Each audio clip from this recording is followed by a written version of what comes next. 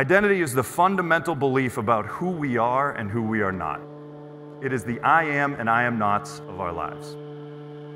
These are non-conscious beliefs. They live beneath the surface. They have been formed through your entire life's work without you even actively being a participant in the decision-making. And the most powerful compulsion known to humankind is to remain consistent with one's own identity.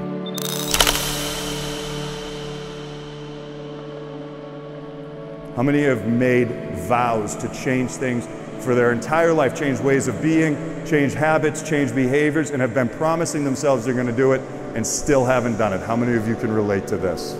See, we spend all our times in training, we're focused on actions and creating certain results through those actions, and yet what I would tell you is we're focused in the wrong place.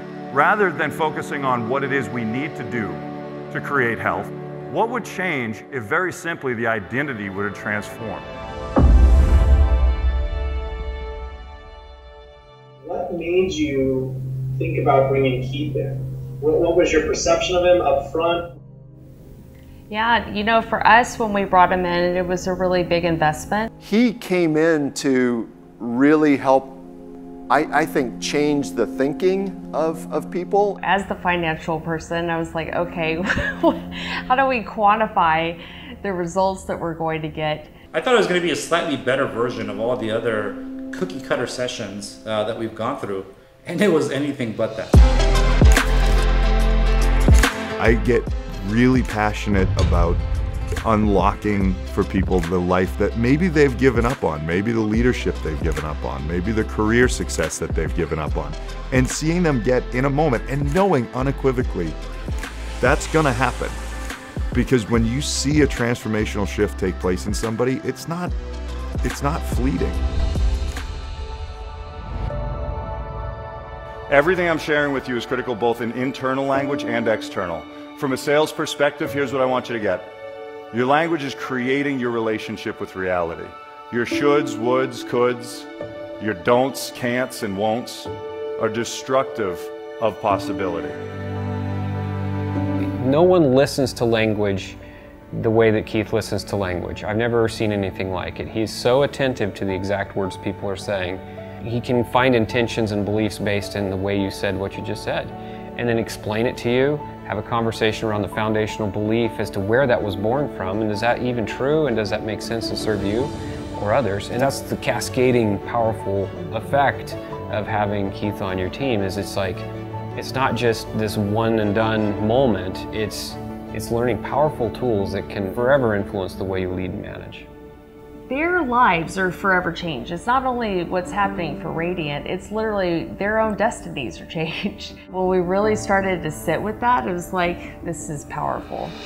When we create a point of focus and match it with the language, the I am statements of our life become our identity. And so I want you to think about being sick or being tired, right? We're talking about peak performance, and sometimes you're sick, sometimes you're tired, sometimes you're frustrated, sometimes your team members are, right?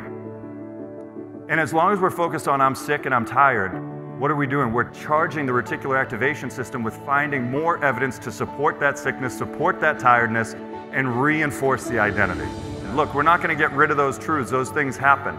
But what could you shift in your focus? Remain true in what you're saying, but shift your focus towards something that would provide you with peak performance, that would provide you with the tools that you need and the mindset you need to persevere in the face of tired, in the face of sick. He takes the person who's most resistant to self-help or most resistant to personal or professional development, and what he does is he's able to connect with them and then invite them into seeing something that they've been resistant to prior. And that's where transformation happens. And so what I notice about Keith is when he engages with these leaders, they operate with, number one, with more open-mindedness, right? They operate with more empathy, right? They operate in a way where, yes, they're still driving results and they're still driving performance, but it's a shift to making sure that the people are taken care of first. And once you have the people taken care of, then the results follow and they flow after that. Keith has this remarkable understanding of human beings.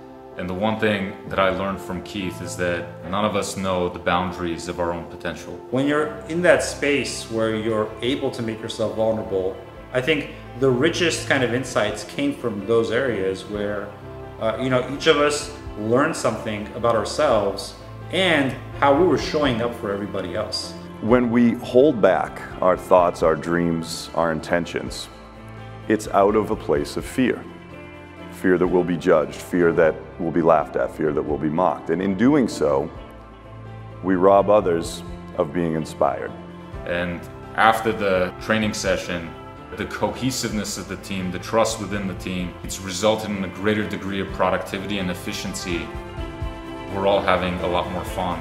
His ability to connect with people, to have them really understand how they can become more effective as an individual leader and drive the kind of action and step up into a much bigger place is second to none. When we had the results from the surveys come in, he had a perfect score. This is about creating a reformation of your identity and realizing who you need to be today to live a life in the day of the person you aspire to be. Because what we're talking about is the influence that can change forever the lives of the people that you work with. Because I'm telling you that although no one conversation is guaranteed to change anything, any one conversation can change everything.